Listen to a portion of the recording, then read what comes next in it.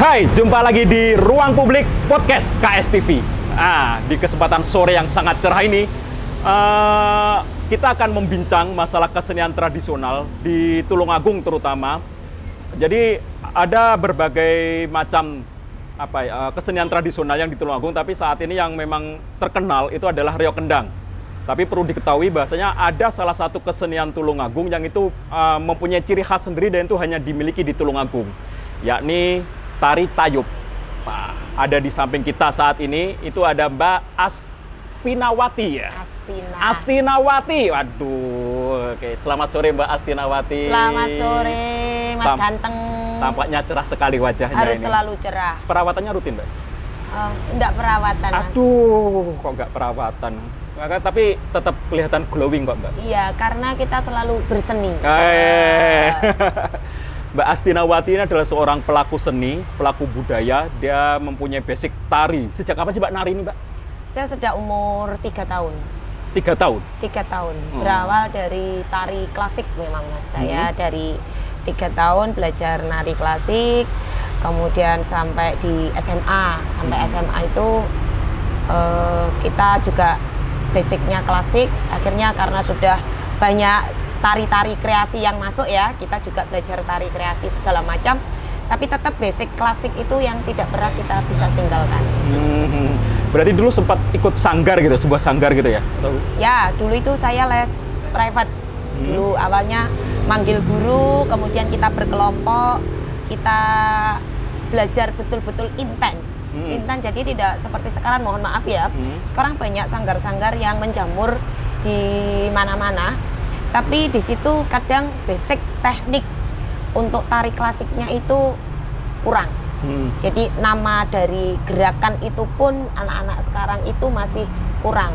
Belum tahu cara mendak yang benar seperti apa, ngerayong yang benar itu seperti apa, ngiting itu seperti apa, Jawa Tengah, Yogyo itu seperti apa, Solonan, Jawa Timuran, Jawa Timur Putra, Jawa Timur Putri, itu mereka bahkan belum mengenal sama sekali. Yang penting iso nari gitu aja. Oke Mbak, kembali ke yang tadi sempat kita singgung adalah tari tayub. Ya. Sebenarnya definisi dari tari tayub sendiri itu apa sih? Sebetulnya Langan Beksan Tayub itu adalah salah satu tarian yang luar biasa. Ya, saya sendiri itu sangat mencintai dan menyayangi yang namanya Langan Beksan Tayub. Ya, tapi di sini sekarang itu atau bahkan Langan Beksan Tayub itu identik dengan sesuatu yang negatif. Mohon maaf. Ya, inilah yang sangat kami sayangkan. Jadi Langan Beksan Tulungagung itu mempunyai ciri khas. Satu rambahan, jadi bosone Jawa itu satu rambahan ya. Satu rambahan gerakan tari itu 4x8. Enggak, rambahan gerakan itu apa itu? Jadi satu rangkaian gerakan. Jadi Langan Beksan Tayub itu biasanya kan 1, 2x8 itu ganti. Tapi kalau kita itu kendangannya itu pun berbeda dengan yang lain. Jadi memang Langan Beksan Tayub itu sudah terkenal di seluruh Pulau Jawa. Jadi di Trenggalek ada, Kediri ada, Ngawi ada,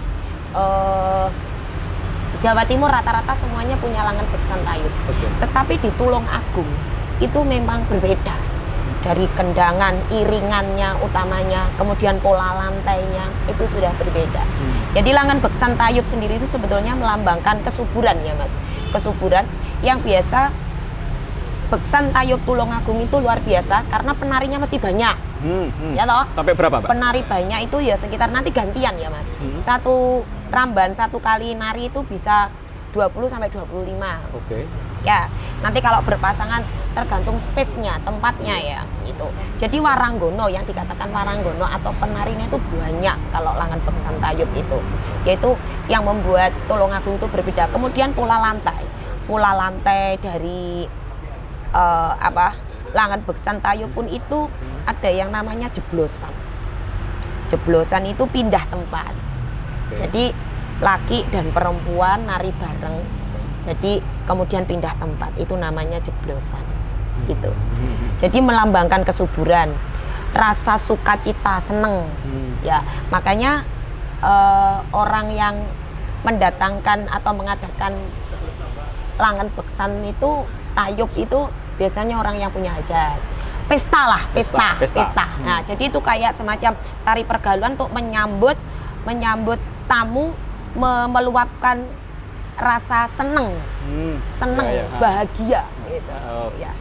Sejak kapan sih ada tayub di Tulungagung? Artinya tayub Tulungagung ini mungkin juga terinfluence dari luar juga ya? Ya. Kalau tayub sebetulnya itu sudah sejak dari zaman penyebaran agama Islam, mohon maaf. Penyebaran agama Islam itu masuk di Tulungagung itu juga menggunakan Langen Beksan. Kesenian ya? Kesenian, masuk dengan kesenian, dengan Jawa. Di mana para wali yang datang itu pun juga ikut di Bekso gitu ya. Jadi penyebaran agama Islam waktu dulu itu memang menggunakan seni, wayang, tarian, di mana masyarakat bisa menerima. Tapi yang disayangkan lagi dengan berkembangnya zaman, dengan bertambahnya tahun dan usia, akhirnya di dalam sini pesta yang indah, yang sakral, yang bentuk kebahagiaan ini tadi, nun sewu, bukan berarti kita menyatakan suatu hal itu jelek, tidak. Di dalamnya itu dimasuki sesuatu yang membuat image tayub itu jadi nun sewu, jadi kurang pas atau kurang bagus di mata masyarakat.